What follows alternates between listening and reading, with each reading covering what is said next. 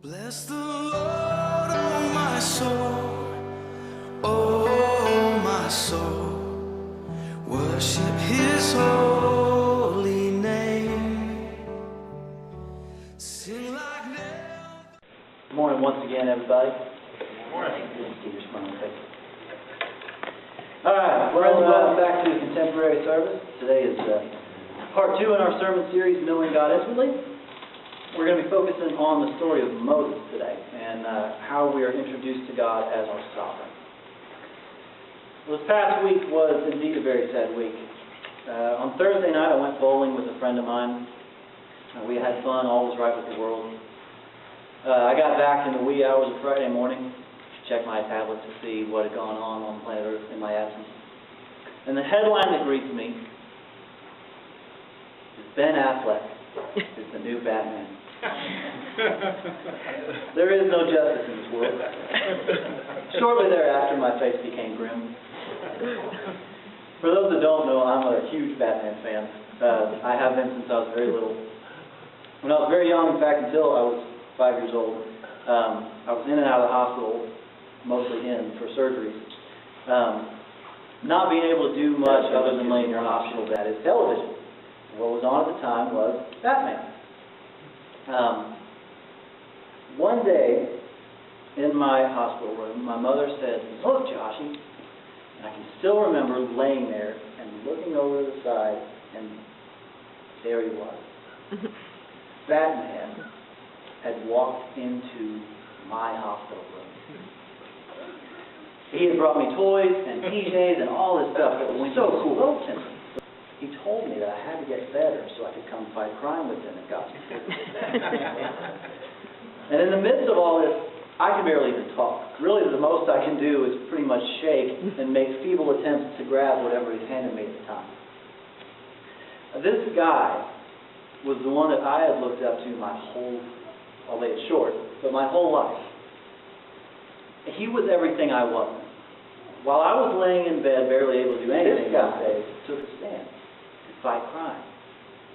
He was the ultimate in awesome, I thought. And here he was, standing at my bedside.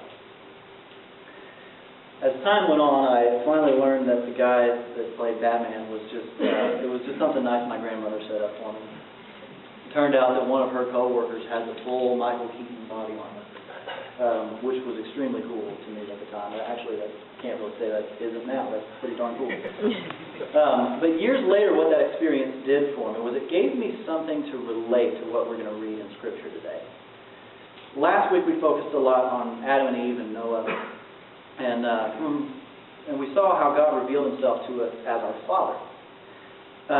This week we're going to look at the story of Moses, and from a very early point in the story, Moses is interacting face to face with God. But Moses' interactions are a lot different from those that we've seen past. For whatever reason, there's more power in what God says here. God spends more time flexing His muscles, if you will. I'm going to set the stage for you really quickly, and then we're going to start out in Exodus chapter 3 today. The Israelites have been enslaved by the Egyptians for about 100 years now. They have lived in Egypt as a free people for quite some time, but God blessed them and made them numerous in the land. When Pharaoh saw this, he decided that the Israelites could potentially side with enemies of the nation of Egypt if they weren't kept under control. So Pharaoh's solution was to enslave the Hebrew people. And he mandates that any Hebrew boys that are born must be thrown into the Nile. The Hebrew midwives that are there at the time fear God and know His ways, and so they do not follow Pharaoh's orders. So the Hebrew population continues to grow. So once again, Pharaoh issues the order: any Hebrew boys that are born must be thrown into the Nile. Technically, Moses' mother follows orders. She and her husband are from the tribe of Levi, and she sees that Moses is a very special child. She places him in a basket and floats him down the Nile River. Pharaoh's daughter is bathing in the Nile, and she sees the basket. When she sees it, she opens it up and sees the crying baby boy, Moses, inside. As her son, she brings him into the house, him Moses. Now Moses sounds a lot like the Hebrew word meaning to draw out or to rescue. And it's moments like these that we reflect on God's purpose in naming us. Abram, in Genesis, becomes Abraham. He becomes the father of many. And really and truly, as per his name, he becomes the father of many nations. Jacob, his name becomes Israel, wrestles with God. And Israel means Jacob changes from a deceiver to one who wrestles with God all his days. How interesting then that Moses, being the rescuer, would be destined to draw God's people out of Egypt. All right, with that, turn with me, if you would, to Exodus chapter 3, and we're going to start in verse 1, and we're going to go through verse 15. Now Moses was tending the flock of his father-in-law Jethro, and he led the flock to the far side of the desert and came to Horeb, the mountain of God. There the angel of the Lord appeared to him in flames of fire from within a bush. Moses saw that though the bush was on fire, it did not burn up. So Moses thought, I will go over and see this strange sight, why the bush does not burn up. When the Lord saw that he had gone over to look, God called to him from within the bush, Moses, Moses. And Moses said, Here I am. Do not come any closer, God said. Take off your sandals, for the place where you are standing is holy ground. Then he said, I am the God of your father, the God of Abraham, the God of Isaac, and the God of Jacob. At this, Moses hid his face because he was afraid to look at God. The Lord said, I have indeed seen the misery of my people in Egypt. I have heard them crying out because of their slave drivers, and I am concerned about them. So I have come down to rescue them from the hand of the Egyptians, and to bring them up out of that land into a good and spacious land, a land flowing with milk and honey, the home of the Canaanites, Hittites, Amorites, Perizzites, Hivites, and Jebusites. And now the cry of the Israelites has reached me, and I have seen the way the Egyptians are oppressing them. So now go. I am sending you to Pharaoh to bring my people, the Israelites, out of Egypt. Said to God, who am I that I should go to Pharaoh and bring the Israelites out of Egypt? And God said, I will be with you. And this will be the sign to you that it is I who have sent you. When you have brought the people out of Egypt, you will worship God on this mountain. Moses said to God, suppose I go to the Israelites and say to them, the God of your fathers has sent me to you. And they ask me, what is his name? Then what shall I tell them? God said to Moses, I am who I am. This is what you were to say to the Israelites. I am has sent me to you. God also said to Moses, say to the Israelites, the Lord, the God of your fathers, the God of Abraham, Isaac, and Jacob, appeared to me and said, I have watched over you and have seen what has been done to you in Egypt. Moses has his moment. But what he encounters is far more than a guy with a cape walking into the room. He hides his face because he knows what happens to those that see God. God is pure. God is holy. Our eyes are utterly incapable of taking in the sight of God. But Moses' relationship with God will eventually take an interesting turn in this regard. Also noteworthy here is verse 14. This is hands down my favorite Old Testament moment where God talks to a man. This is the point where he reveals his name. God said to Moses, I am who I am. This is what you are to say to the Israelites. I am has sent me to you. It gives me chills every time. And I don't know what it is. I think this is the moment in human history where God makes himself identifiable to us. And in this one statement, God both identifies himself with us by giving us a name to use for him. And he also sets himself apart by making it something far beyond human comprehension. In saying, I am who I am, God gives us another name for him other than just God. We often talk about God as the great I am. But he also defines who he is with that name. By making a statement about himself, he is the one. He is forever. the One. That name can also be translated, I will be what I will be. With that, God gives us a glimpse of His eternal nature. We see that He is unchanging. We discover that He is without end. He is forever in the moment, but He is also outside of time. God just is. Now, with statements like that, one of the big at this point in Scripture is that He starts to set Himself up as the sovereign of all creation. Now, we know based on who He is that He is the Lord of all. But through Moses and through actually choosing a specific people group to rule over, God begins to take His place in history as the ruler of mankind. Now, I've never actually met a king or queen face to face. I actually don't know why I even bother to specify face to face, because I never talked to one on the phone. But I do know a lot about history. And historically, kings are defined by one thing, and that is absolute power. Other types of monarchies can exist, especially in this day and age when democracy is such a popular idea. But the defining characteristic of a classic monarchy is absolute power. God tells us His nature when He reveals His name. He gives us this moment to see that He cares enough about being personal with us, and He reveals to us who He is. But He is also supreme in power and glory.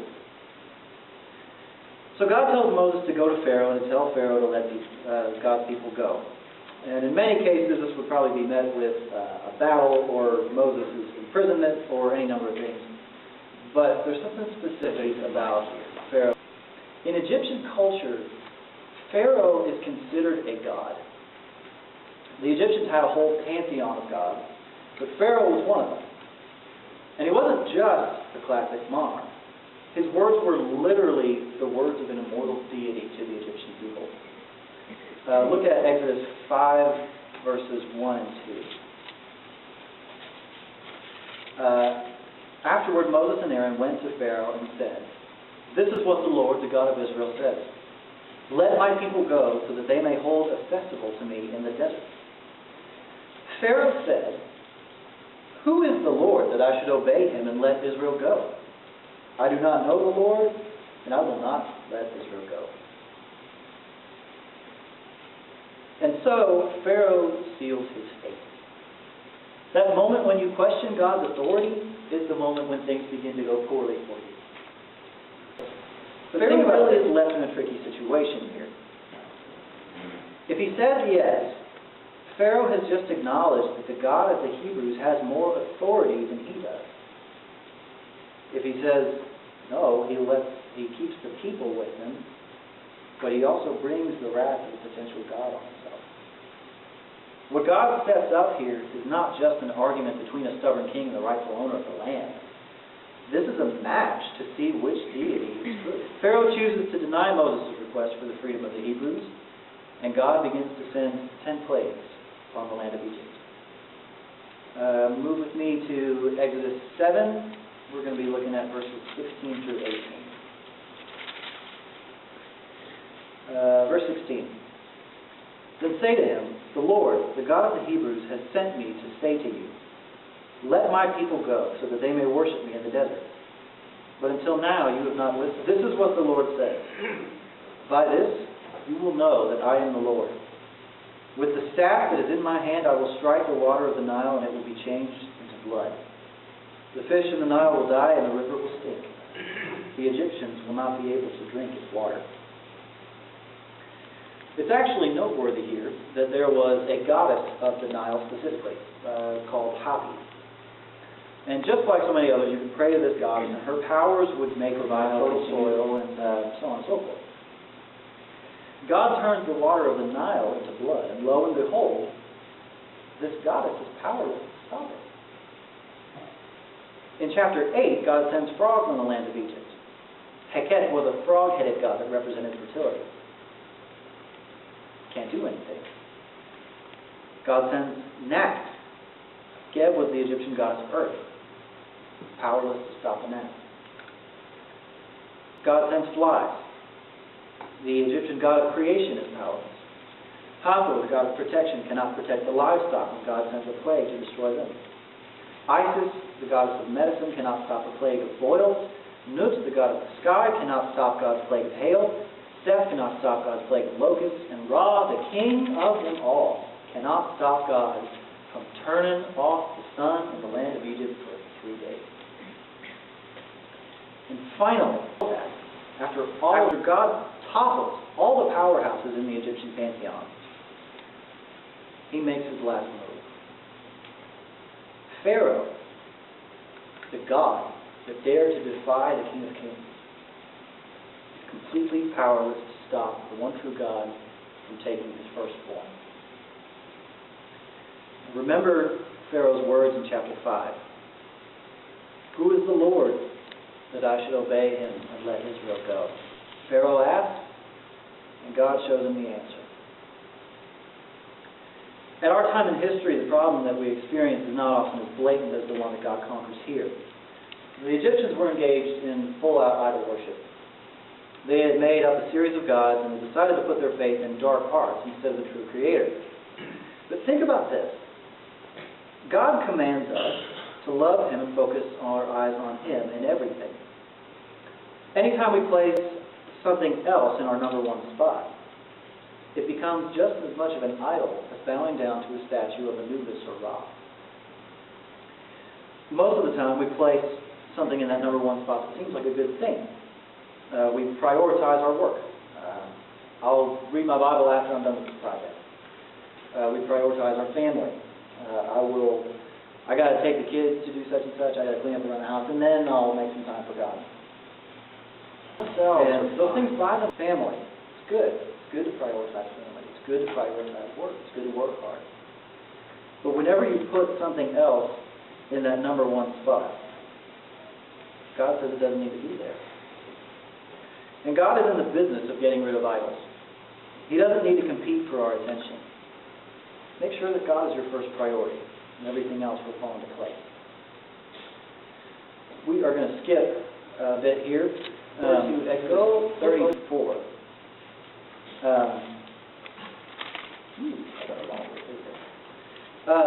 I'm not going to go into what we skipped right now. We'll come back to that in a minute. When I was 16 years old, I was in my high school's student council, student government, and one of our members was a kid named Jordan, and he just happened to be the nephew of Florida Congressman Vernon Buchanan. His uncle was holding a rally for voters in the area, and the President of the United States, George W. Bush, was scheduled to speak. So because of our connection with the congressman's nephew, we got to leave school for the day and go see George W. Bush. Now, this was easily one of the coolest experiences of my life. We entered into a building that our school had actually used for concerts before, so we were all familiar with the space. But today, it just... And we knew it was because we were in the same building as President of the United States of America. President of the United States of America. As it got closer to the time when the rally was set to start, we actually moved toward the stage. And there was a line set up several feet away, and you watched as you saw that anticipation just building up as Secret Service agents started to patrol the perimeter and everything. And all of a sudden, you hear those words. Ladies and gentlemen, the President of the United States. And then he was there. I was standing in front of the President. A few of us, myself included, had managed to squeeze directly in front of him, maybe 15 feet away. I could not tell you a single word he said. The fact that he said something about maybe endorsing that particular candidate. But all I can remember is that I could not help but stand in amazement that I was seeing the President face to face. Now, the President is an elected leader, meaning he is still accountable to the people, but a sovereign is not. If you've ever seen a coronation ceremony, you know what I'm talking about.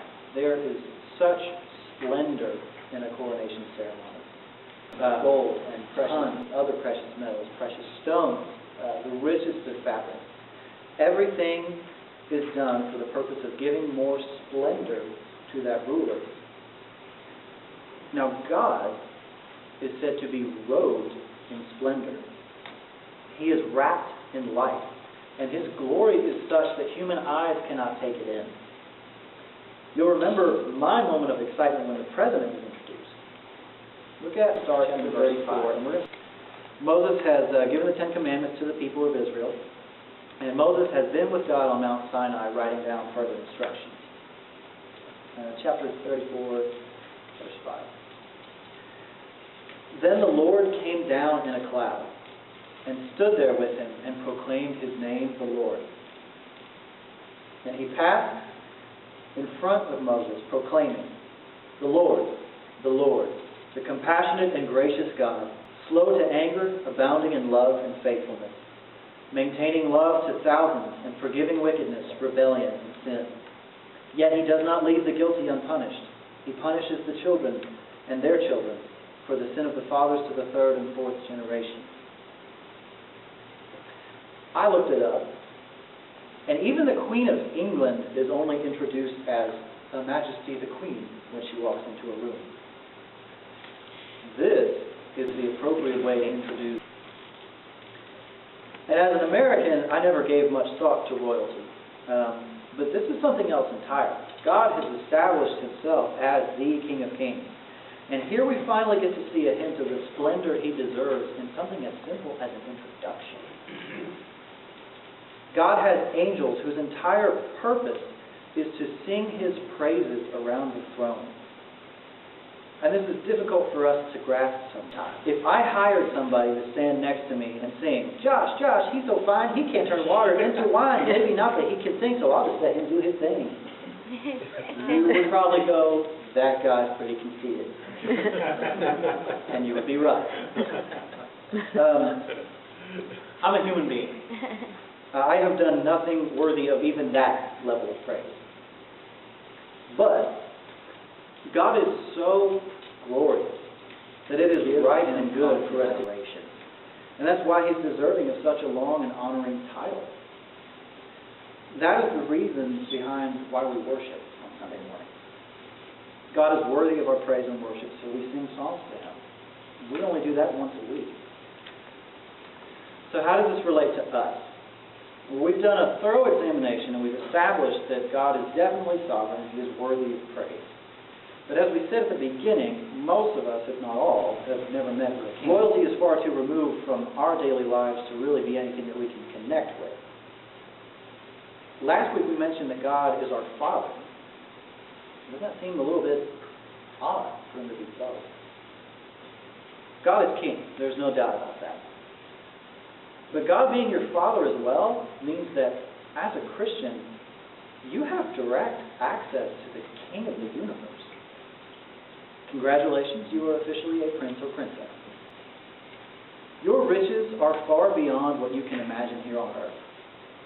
But your relationship with God through Jesus Christ is able to become as full and blessed as Moses was. Moses felt so comfortable with God as time went on that he finally made this request. Let me see you. Look at chapter 33, verse 12. Moses said to the Lord, lead these people, but you have not let me know whom you will send with me. You have said, I know you by name, and you have found favor with me. If you are pleased with me, teach me your ways, so that I may know you and continue to find favor with you. Remember that this nation is your people. The Lord replied, my presence will go with you, and I will give you rest. Then Moses said to him, if your presence does not go with us, do not send us. How will anyone know that you are pleased with me and with your people unless you go with us? What else will distinguish me and your people from all the other people on the face of the earth? And the Lord said to Moses, I will do the very thing you have asked, because I am pleased with you and I know you by name. And Moses said, now show me your glory. Moses could not see God's face, but God allowed Moses to see the fullness of His glory. The glory of God is visible That's hard to believe. We all do good things, but God is goodness, so much so that it is a visible thing.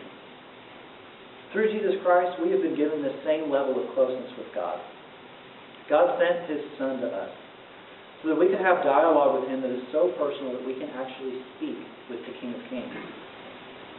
God is the righteous King. And what better reason do we have to get to know Him than the fact that He offers us a relationship with Him? We are made to be called sons and daughters of the Most High God. He rules over all creation, so of course He will be there to help us in our lives. He created every part of us, so of course He knows how to heal us when we're sick. Most of all, and this is the most important thing to take away, He created each and every human being. He knows us better than we know ourselves. Sometimes we just need to give up and trust that God's wisdom and His infinite knowledge are better to trust in than what we have planned for ourselves. Take some time this week to experience the sovereignty of God. Sit back and watch God work in your life. That might mean actually giving up control. He will guide you where you need to be. The worst thing you can do is harden your heart. If you'll let go, you just might get to see Him in those unexpected places. Nobody expects to see a bush on fire and have it turn out to be the vessel in which God chose to speak to them. You can walk past those moments, or you can investigate them. And I encourage you to look closer. We're going to move now into our prayer altar time. Bless the Lord, oh my soul, oh my soul, worship